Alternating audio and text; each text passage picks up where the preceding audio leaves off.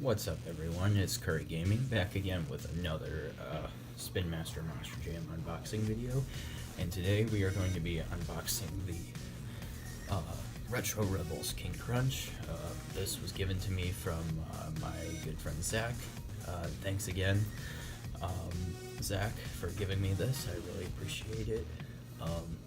And Mix 2 is basically complete, unless I decide to get that Summer Digger. I'm still debating, but maybe in the future, who knows.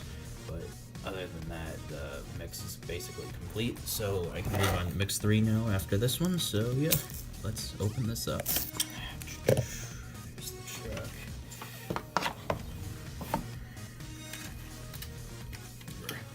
Come on, get out of there.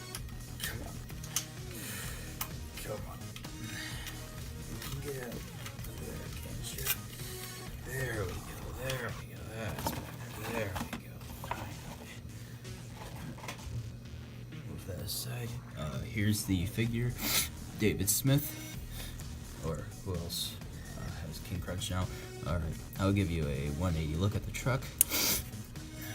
Sorry guys, I just caught a cold today, I guess.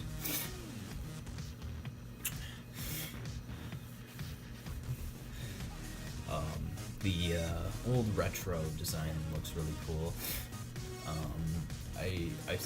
My assumption is like the paint job is supposed to be like the Texas flag, is maybe who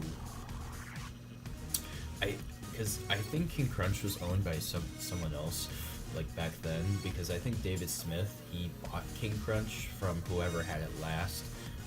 I don't have any of the older yearbooks, but I will do some research later to find out who used to own King Krunch before David Smith. Alright, here's an up-close look. This thing is a beauty. So of course it's got black rims. This is the trophy truck body, which is pretty cool.